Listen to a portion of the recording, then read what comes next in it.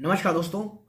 आज इस स्टॉक के ऊपर बात करना इसलिए ज़रूरी है क्योंकि स्टॉक ने पिछले कुछ समय में जिस तरह के शानदार रिटर्न दिए और आप कह सकते हैं कि निचले स्तरों पे एक ऐसा वक्त था स्टॉक में जब निवेशक बहुत बहुत ज़्यादा फ्रस्ट्रेट थे। निवेशक इस बात को लेकर के बहुत ज़्यादा आप कह सकते हैं कि फ्रस्ट्रेट महसूस करते थे कि इन्होंने क्यों आईपीओ में निवेश किया। उन्हें एक ये बहुत बड़ी गलती लगती थी। लेकिन बीते 1 से 1.5 महीनों में जिन्होंने भी स्टॉक में पेशेंटली निवेश किया होगा, निचले स्तरों पे एक्यूमुलेट किया होगा, उन्हें इस स्टॉक ने शानदार तेजी दिखाई। रीज़न कुछ भी हो सकता है, सही है गलत है, इसके बारे में थोड़ी चर्चा करूंगा। लेकिन रियलिटी ये है, निवेशकों का पैसा बना। फिर स्टॉक जो अपने तमाम रेजिस्टेंस उसे तोड़ते हुए ऊपर गया।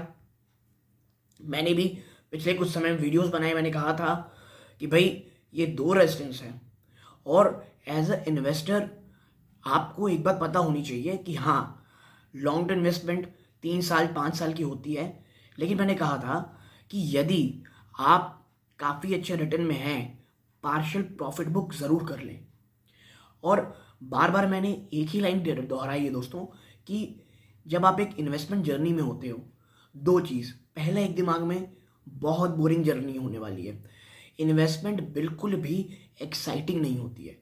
अगर आपको कोई कहे कि इन्वेस्टमेंट एक एक्साइटिंग जर्नी है तो ये एकदम ही गलत है दोस्तों। बहुत पेशेंटली आपको स्टॉक का इंतज़ार करना पड़ता है उसके सही प्राइस में आने के लिए। इन्वेस्टमेंट में जो सबसे बोरिंग जर्नी ये होती है कि आप शेयर प्राइस के पीछे नहीं भागते हो। शेयर प्राइस आपकी, जो आप कह सकते हैं कि बाइंग की, जो आपको लगता है सबसे एक अच्छा मौका है, वहाँ आता है। रीज़न कुछ भी हो सकता है, बाजार में भयंकर गिरावट, कुछ 1 आध 2 क्वार्टर खराब रिजल्ट आ गए, कुछ न्यूज़ आ गई जो अच्छी ना हो, जिसके कारण सेक्टोरियल न्यूज़, जिसके कारण वो इतनी अच्छी कंपनी नीचे आए। और वही समय होता है जब आप स्टॉक में निवेश करते हो, जैसा इन्फोसिस में देखने को मिला था और अन्य समय में।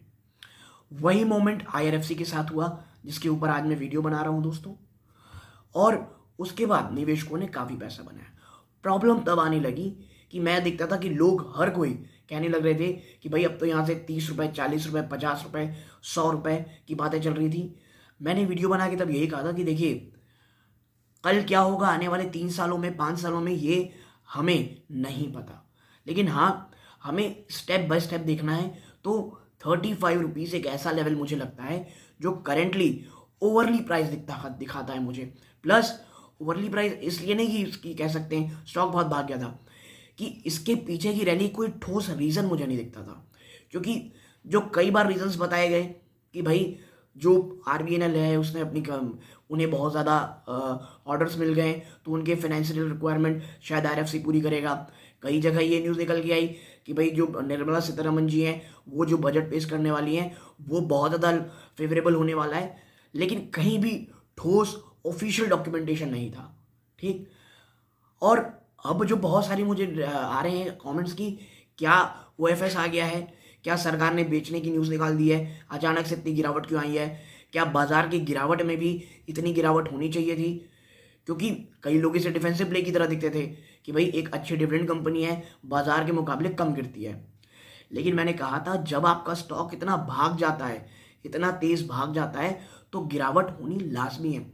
और गिरावट भी जितनी तेजी होती है उतनी ही तेजी उसमें गिरावट भी देखने को मिलती है। और आईआरएफसी में भी यही हुआ दोस्तों। मैं आपको बता दूं, जब आपके साथ मैं वीडियो रिकॉर्ड कर रहा हूं, आज 24 तारीख है, कहीं से कोई भी दोस्तों मुझे ऑफिशियल ये नहीं मिला कि ओएफएस आ गया है, सरकार ने हिस्सेदारी बेचने की बात कही है। बात सिर्फ और सिर्फ आईआरसीटीसी में हुई है 5% की स्टेक सेल की, और कहीं भी बात नहीं हुई है। ठीक है। तो ये वीडियो बनाना इसलिए ज़रूरी था दोस्तों कि एक क्लैरिफिकेशन देना, क्योंकि बहुत ज़्यादा लोग मिसगाइडेड थे। मैं ये कहूँगा कि जो गिरावट है 28 रुपीज़ के आसपास अच्छा सपोर्ट है, स्टॉक ने तोड़ा नहीं है, ये एक पॉजिटिविटी है। इसके साथ साथ कल बाजार जो अमेरिकी बाजार रहे उनमें भी कोई गिरावट नहीं देखने को मिली, काफ़ी पॉजिटिव बंद हुए हैं। तो ये एक अच्छा संकेत है मंडे के लिए। आईआरएफसी में मुझे ये लगता है कि 28 का एक ह्यूज सपोर्ट है दोस्तों। और अगर स्टॉक 25 के आसपास भी चला जाता है तो भी बाइंग के लिए एक अच्छी अपॉर्चुनिटी होगी। आईआरएफसी में बाय ऑन डिप्स की स्ट्रैटेजी मैं हमेशा बोलूँगा अपनाने के लिए, ठीक है। लेकिन कोई भी अफवाह के पीछे ना जाएं दोस्तों। सिर्फ इसलिए कि स्टॉक गिर गया है, स्टॉक सस्ता है, इसलिए नहीं खरीदना है। निवेश से पहले हर एक चीज़ को देखें कि भाई ये क्या पॉजिटिविटी है, क्या निगेटिविटी है। और आईआरएफसी के साथ ऐसा है दोस्तों, स्टॉक ना तो कोई बहुत शानदार रिटर्न देता है, रिजल्ट देता है, ना बहुत खराब। एक कंसिस्टेंट इंप्रूवमेंट दिखती है, वो चीज़ Q3 में भी शायद हमें देखने को मिले। तो ये चीज़ आप प्लीज़ अपने दिमाग में ज़रूर रखिएगा, वरना ऐसा कोई भी न्यूज़ जहां पर सरकार हिस्सेदारी बेच रही है, इसकी खबर आए ओएफएस के थ्रू, ये सिर्फ एक अफवाह है दोस्तों। हाँ, मुझे ये लगता है कि शायद आने वाले समय में ओएफएस आ सकता है, ये चीज़ इनएविटेबल है। लेकिन करेंटली ऐसी कुछ भी न्यूज़ नहीं आई है, और ना ही इस न्यूज़ के कारण आपको 10% से ज़्यादा की गिरावट देखने को मिली है। तो वो निवेशक जो बहुत ज़्यादा पैनिक मोड में है, ऐसा कुछ भी नहीं है गाइस। कंपनी मैं कहूँगा अच्छी है, कंसिस्टेंट रिटर्न वाली है, लेकिन हाँ, इतना ज़्यादा भाग गई थी कि कोई भी नेगेटिव न्यूज़ बड़ी गिरावट दिखा सकती थी, और वो गिरावट आपको फ्राइडे को देखने को मिली। बाइंग और एच एंड एवरी डिप, ये स्ट्रैटेजी होनी चाहिए। फंडामेंटली कंपनी अच्छी है, बिजनेस वाइज अच्छी है, कहीं कोई इशू नहीं है दोस्तों।